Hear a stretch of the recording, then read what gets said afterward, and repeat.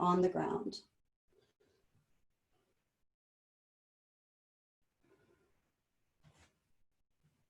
So typically, if you've got some lower back discomfort, if the knees are bent, that's going to be much more comfortable than if you try to take your legs straight. So start to notice that you're breathing. And notice if your abdomen feels like it moves at all. You don't have to breathe any differently than you already are breathing. You're just recognizing that there's some movement, that there's a pattern.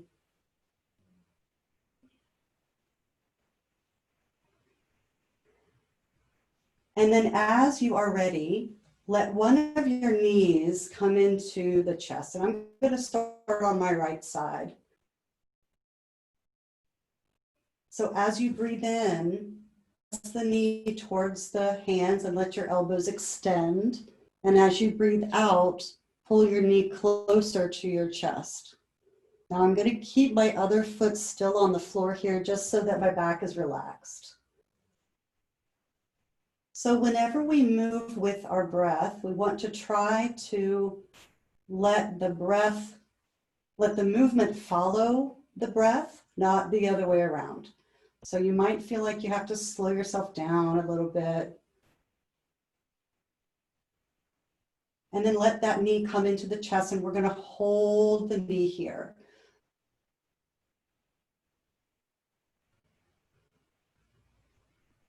Let the hands come to the floor.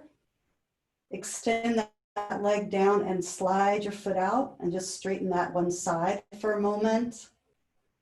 And then rebend that knee, put the foot back to the floor. And then as you breathe out,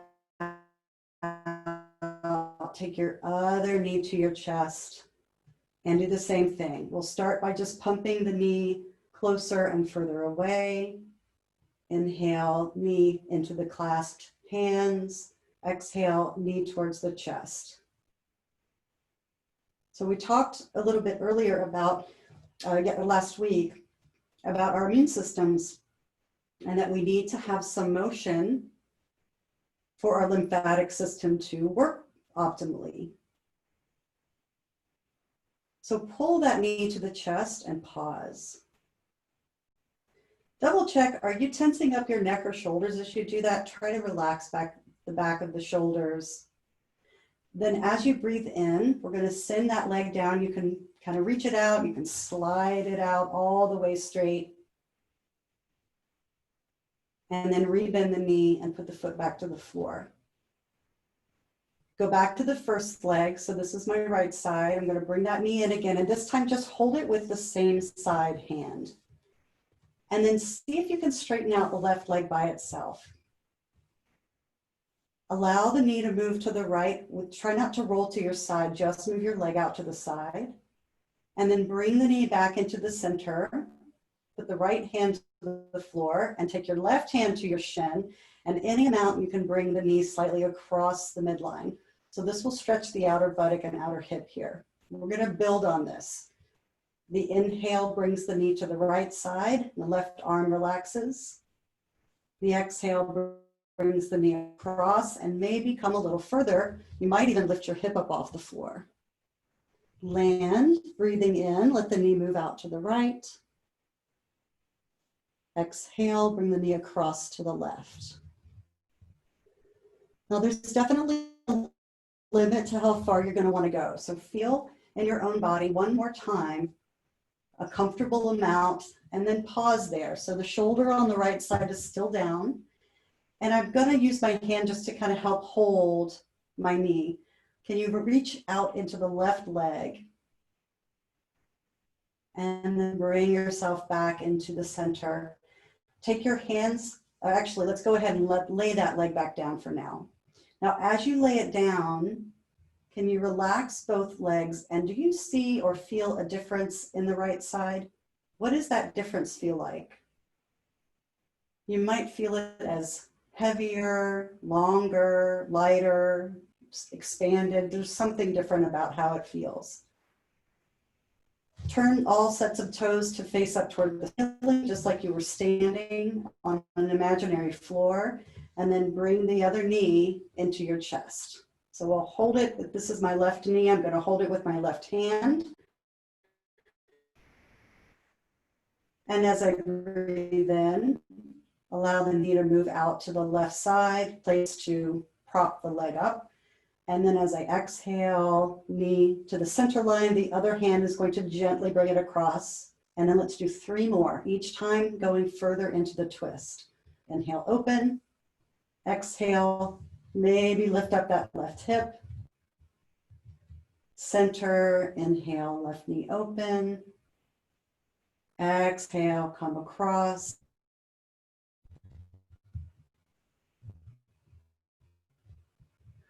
Inhale, left knee open, and exhale, come across. So find a good stopping place. You might want to prop that heel up on the inside of your thigh if that's helpful. Left shoulder should be to the floor. And just notice, where do you feel this? Perhaps the low back, left hip. Then roll yourself to the center and we'll let the arms come down, let the leg come down, and then notice again, do they still feel a little bit different? Probably not as much as before. All right, bring your right knee into your chest and bring the hands behind the thigh. Relax your shoulders. As you breathe in, press the thigh towards the hands and lift the foot up some amount above your knee. I'm going to press my ankle to flex so my heel is reaching out. Then wait for a breath out to change the clasp to the front of the shin and draw the knee toward you. Now, if your knee doesn't like to bend that much, you can keep holding the back of the thigh. Inhale, kick. Easy on the neck and shoulders. Exhale, knee to chest. So keeping the neck and shoulders, keep going, relaxed is more important than lifting the foot higher towards the ceiling. So we're just moving the joints.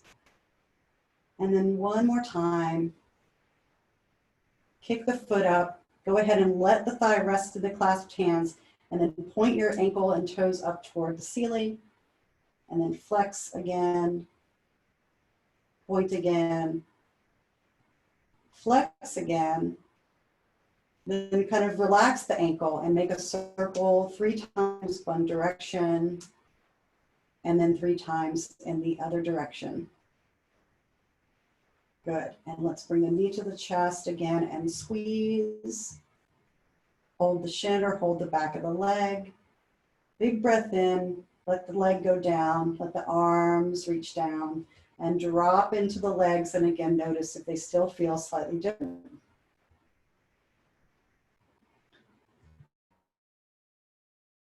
Rotate the thigh so that you're chest, and we'll hold the back of the thigh. Press the thigh against the hand so that the arms are extended, and we'll start to kick up that foot.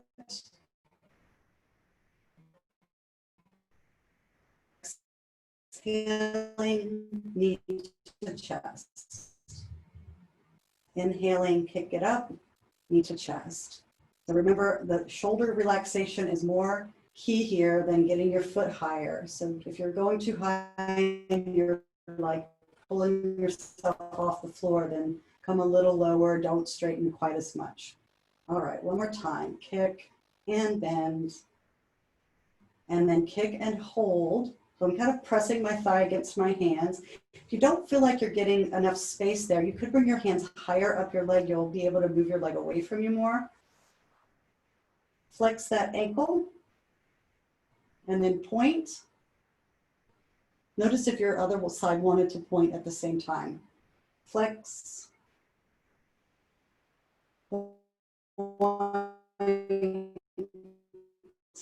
Relax the ankle and let's turn it in a circle 3 times one way and 3 times the other way. Very nice. Knee to chest. And lay the leg back down to the floor. Okay, get both legs down, just let your legs relax. And if that doesn't feel good, please bend your knees and put your feet back to the floor. And let's do something similar here for the shoulders and the upper back. So can you float your arms up toward the ceiling and I'm not trying to pull my shoulder blades off the floor. I'm actually just kind of doing this with as little effort as possible to get the arms up. Then let's cross the right hand to the top of the left shoulder and put the left hand underneath the right armpit. So you're stacking your elbows, and then let the arms relax. So I'm not squeezing, I'm just letting gravity help me here. There might be a mild stretch between the shoulder blades. So just breathe into that area, that space between the shoulder blades that can get very, very tight and achy. Then the arms to come back up above the chest. Bend your elbows to 90-degree angles, and let's bring the elbows out wide. Now, if you can't get to the floor, don't worry, just don't go all the way down. We're gonna go out and in. Hands and elbows are pretty much staying parallel to each other. And then as you breathe out, move out partway and in, and do that one more time. So as you breathe in, move out, and exhale, come in.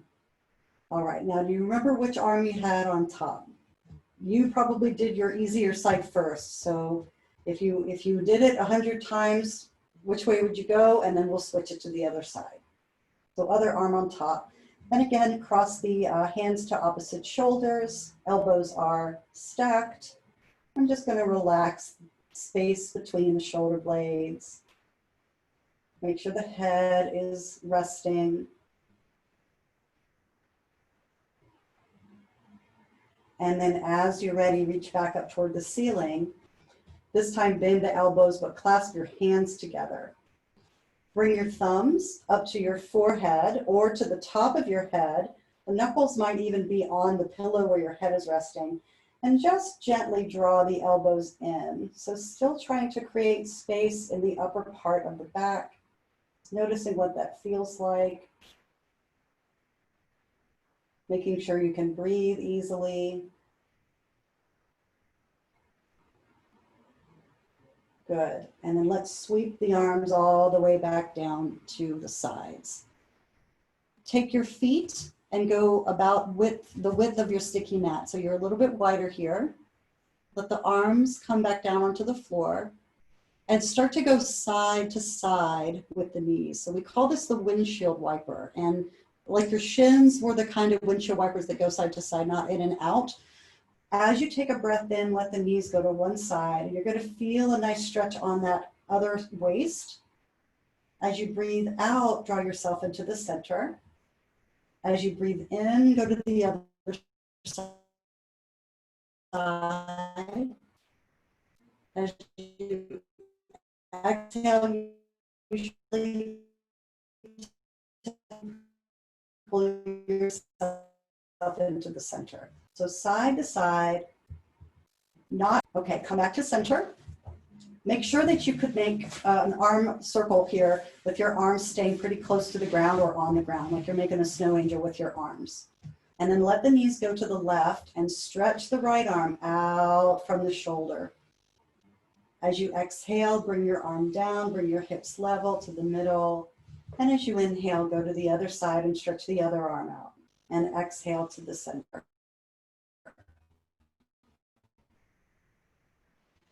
So back and forth a few times for your shoulder. You might go up and over. Keep the arm easy. Don't force it all the way to the floor.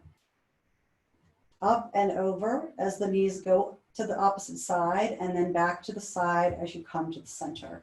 So do that 2 more times with your speed, your pacing. Make sure the arm is comfortable. Keep your elbow bent. Good. And then let the legs go to the right. Find a comfortable position for your left arm. It might be out. It might be kind of, we call this a cactus position where it's bent at a 90-degree angle. And just pause there. So likely feeling the left side of your low back, the left side of the waist getting more stretched. Take a couple of breaths. And then as you exhale, draw yourself into the center. Let the arm come back down. And then stop and notice that side of your body. Does it feel different? Let the other arm raise up or out, and let the knees move to the left. Now the left side of the waist is not on the floor, but I'm gonna try to keep my shoulders on the floor here.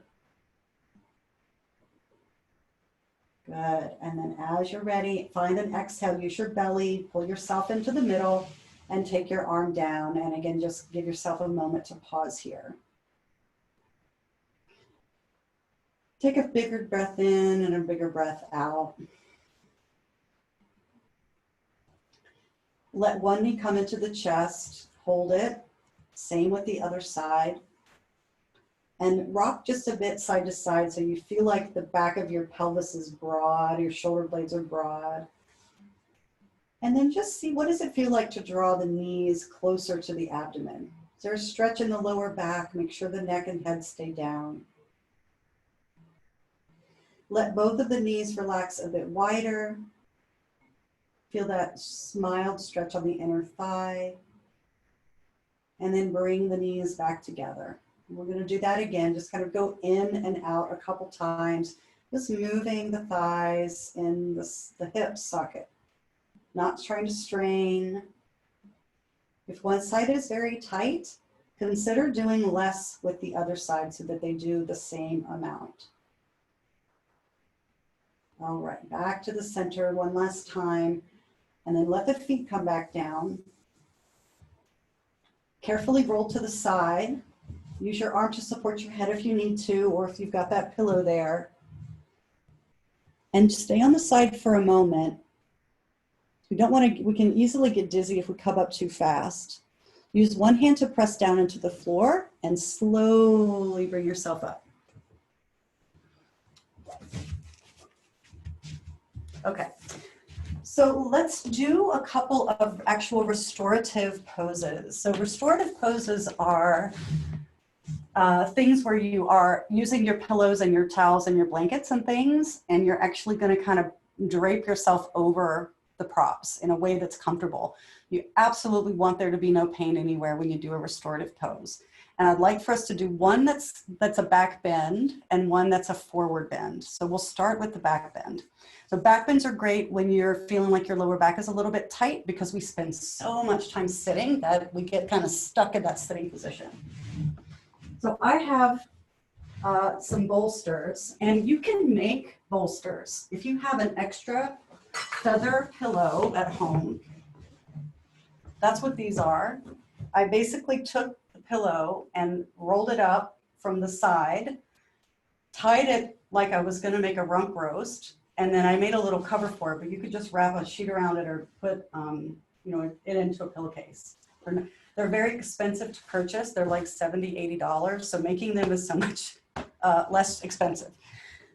So you could use the cushion from your sofa. You could even use the back cushion if it's not too huge. We want to have something that we can lay on from the head to the lower back. Okay, so it's helpful if the pillow is at least as tall as you, or not as tall as you. Sorry, as tall as your torso, or a little taller. Now, if your lower back is sensitive, I'm going to show you lots of different ways to do this with your props because everyone has different props. You might sit on your blanket. So if you want to fold, I just folded that up to sort of this size rectangle. And I'm going to put that on the floor at the end of the bolster. If you happen to have blocks, you can use the blocks for this. If you happen to have two things that are the same size, they could be two small pillows. I've seen people use bags of flour. There's all kinds of things, although flour is kind of at a premium right now. If you don't have two things that are the same size, but you might have one additional pillow or blanket, you could also use that for the legs. So this is a classic yoga pose called bound angle. And the feet are going to come soles together. And my hips are right up against the end of that pillow. Now, it would not be very relaxing to just not support yourself and have the legs hanging. So I'm going to bring, if you have blocks under the outer thighs, support your legs so that it is higher than what it could do without the support. Okay, so I'm going to bring it up a little higher. If you have another pillow, You could bring, if it's a long pillow, you could bring it under your knees like this. Make sure it's catching your calves. If you have a blanket, you can take the blanket, unroll it a little bit, and then kind of roll it up in a jelly roll. So it's a long, skinny roll. I'm gonna get a little closer to the camera here so you can see. Move this down just a shade. Okay, so soles of the feet are still together. You could take that over your feet and tuck the ends in behind your ankle so that it actually catches your outer ankle, but it still brings you into the same kind of a position. And then you're gonna lay back.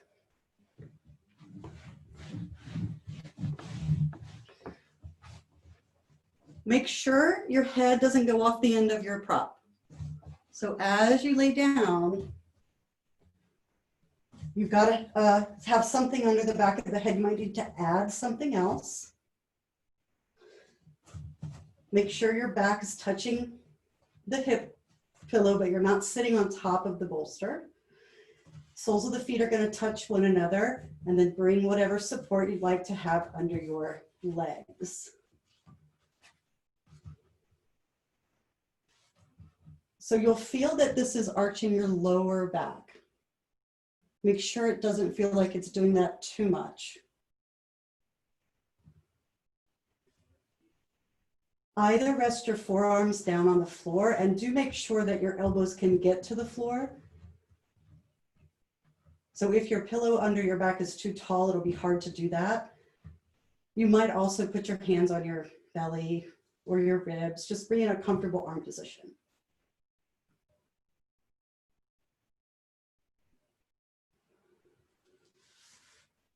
So stay here. I'm going to sit up again so I can talk a little bit more clearly. This is something that you could also do on a bed. Not all yoga do you have to get down on the ground to do. So you are probably feeling a mild stretch in the groin area, inner thighs. Also feeling that your front body is very open. You've got a lot of space in your abdomen to breathe, and perhaps even some additional space in the chest. So all of the shapes that we make in yoga, they affect how the breath moves through the body. You can think of your breath, it's a fluid, it's a gas. It follows the path of least resistance in the body, so that when we create these shapes, breath is going to naturally change. So in the front of your torso, between your lower belly and the top of your chest, can you feel, where does your breath go? Where does it feel like it's expanding the most? Where does it feel like it's really freely moving? But make sure that you're also exhaling. So sometimes we can get a little too excited about breathing in, and we breathe in more than we breathe out.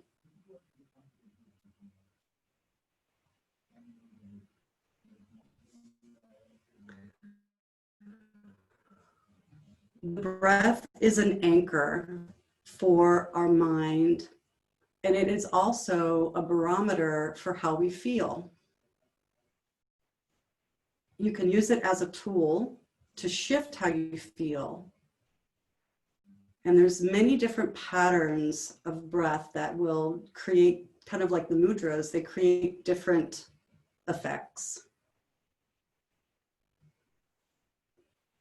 So right now, just observe yourself breathing. It doesn't have to be any different than it is. We're observing, where is it going in the body?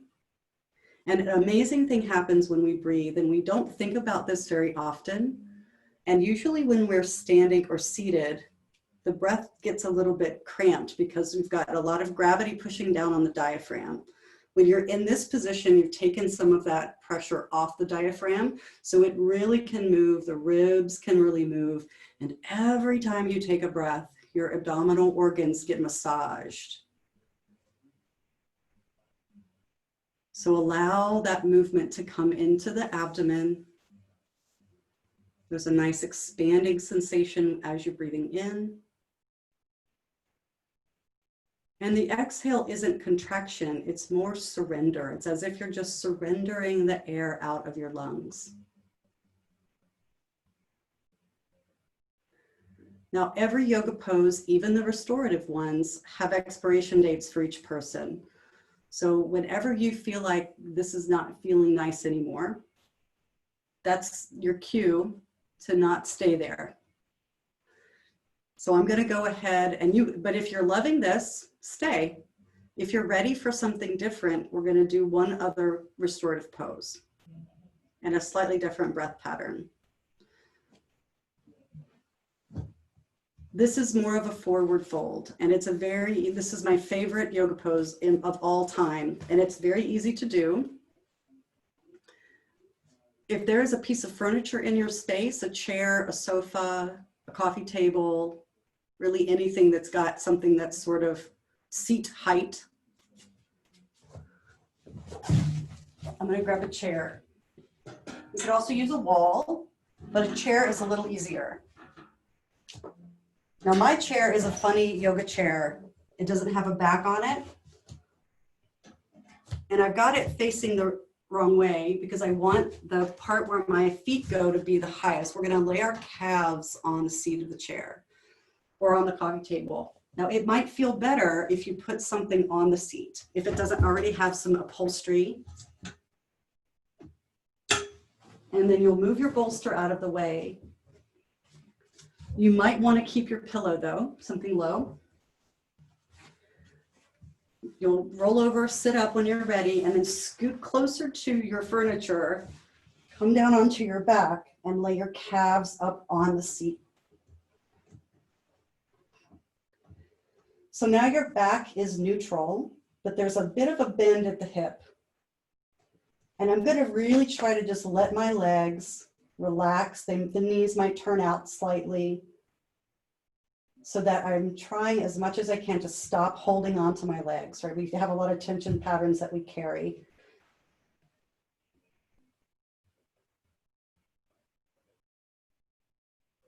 And once you get into that position, we're going to try a slightly different breathing pattern. And again, I'm going to sit up so that I can talk better.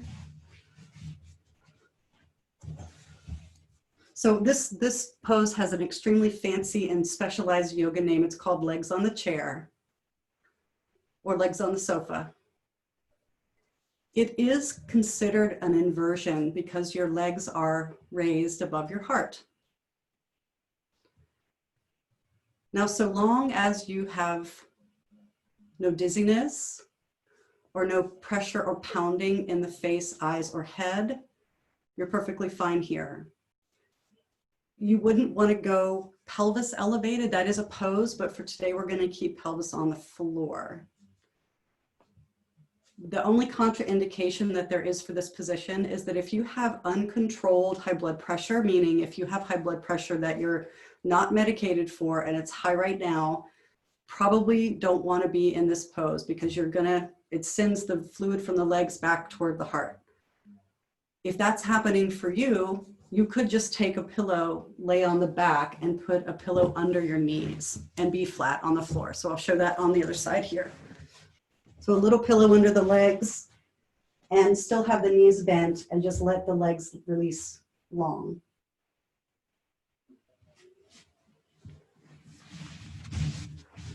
So why are inversions important They are important for a lot of reasons, but specifically for a couple of different side effects that you might be experiencing. There's some really interesting processes that you go through when you have this slight inversion. So the fluid in your legs starts to go back upstream. So if you have lymphedema in the lower extremities, this is very good because it does give that opportunity for the fluid to start to go back. It also can help to activate the relaxation response. And that relaxation response can also cause your heart rate to slow down, your breathing rate to slow down, your blood pressure to lower. It can help you if you're having trouble sleeping. But the caveat is we need to stay here for a good 10-ish minutes, 10 minimum. So at home, if you're not watching the replay, what you can do is just set a timer on your phone, but then promise that you're going to put your phone down, so that you don't worry about how long you've been there.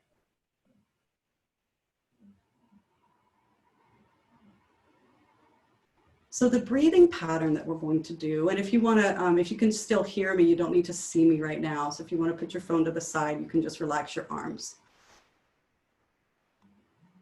So in terms of anxiety, we want that relaxation response to be activated. We're too much time spent in the stress response, and we want to try to get the nervous system to come into a state of more balance. So you breathed in and breathed out, and typically in yoga, unless otherwise specified, you're breathing in and out through the nose. Now, of course, if you're having issues with sinus congestion, breathe through the mouth if you need to. So start to notice the differences between the inhalation and the exhalation, specifically the difference in how long it takes.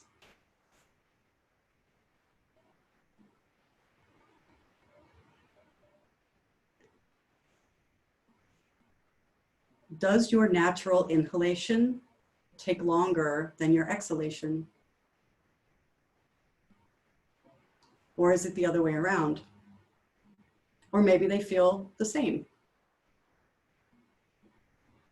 There are reasons to do each one of those patterns, even ratio breathing or having the inhale be longer or having the exhale be longer. But we're focusing on exhale longer today. Don't shortchange your breath in. Let it be how it wants to be. But then can you slow down your exhale? You're not making it a harder exhale. It's not more forceful. It's just a little bit slower. So you're kind of controlling that stream of air.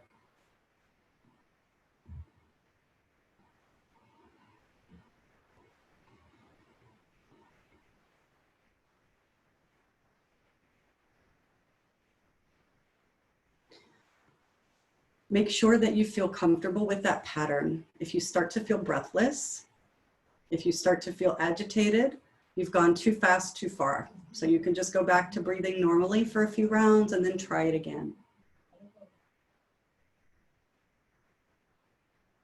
Now maybe at the end of the exhale, you might notice that you're not ready to breathe in yet. There's this little pause where the body is just satiated. And then the urge to inhale comes and you allow the breath to flow in. And then you slow down the exhalation. And then there's a pause. It might not happen every breath. That pause is very special. In the pause, your body is quiet. Your breath is quiet. And it's this little moment of zen. When those two things happen, your mind can actually start to get quiet too.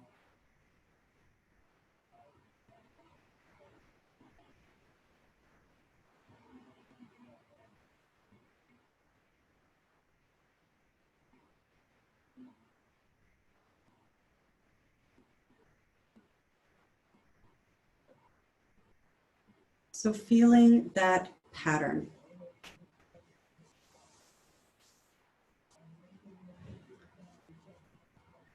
Use that pattern as an anchor for your thoughts.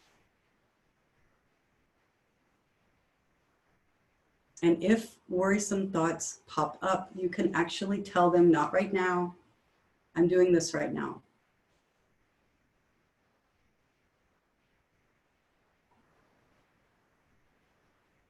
So these two practices together, having the legs elevated and this, it's actually called an exhale retention. These two things combined together are powerful anti-anxiety practices. They're also very helpful for insomnia. So if you are feeling kind of like you can't sleep or you're taking medication that's causing you to not be able to sleep, because this is asking our rest and digest nervous system, the relaxation response to activate, it can be helpful to do before you go to bed. Or maybe get up and do it if you can't sleep in the middle of the night. You can actually lay your legs up on the bed or even put them up on the headboard.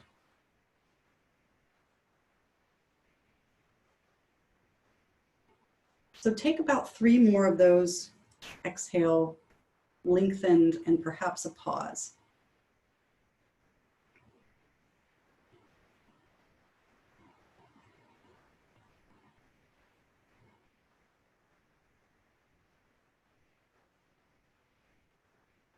And relax the breath back to your normal everyday pattern, relinquishing the control over what was going on there.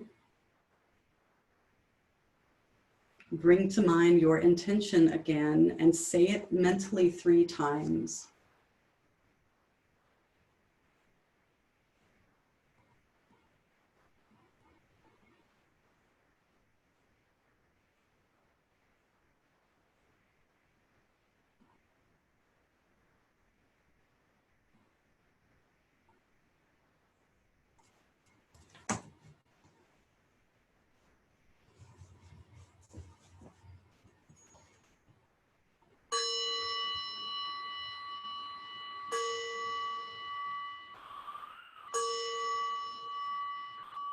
Start to wiggle the fingers and the toes.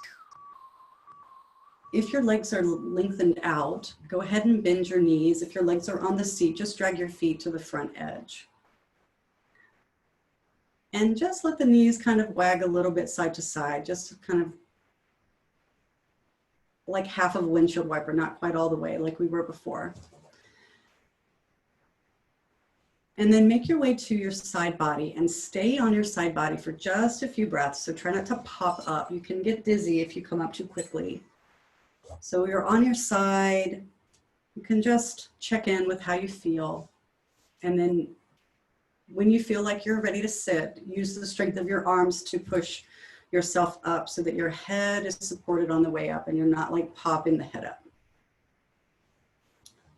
And then come back into a seated position. So remember that if you are not comfortable sitting, too comfortable on the floor, if you sit on your pillow or your blanket, that helps. The pelvis is elevated so that the hips are higher than the knees. That's usually more comfortable for the hips and for the back.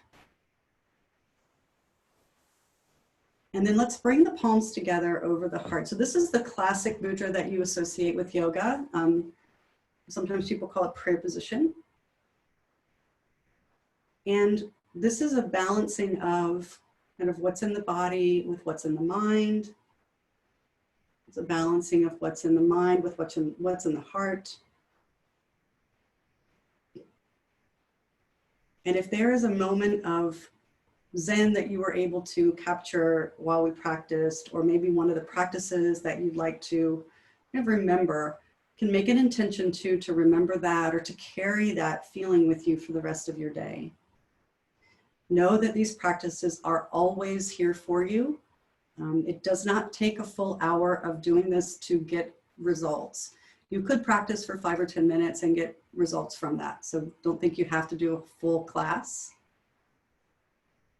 And then at the end of yoga classes, it's traditional to say namaste to each other. And that basically means that we recognize that we are all on this path together, and that our light of our spirit recognizes that in each other, and we are just realizing that about one another. So namaste.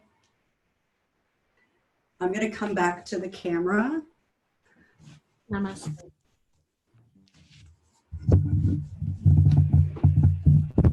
And I'm going to unmute everybody. You might have to unmute yourself.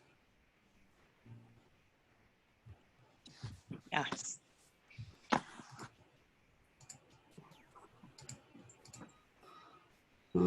Yeah. Okay. So I apologize about the little hiccup there with the internet.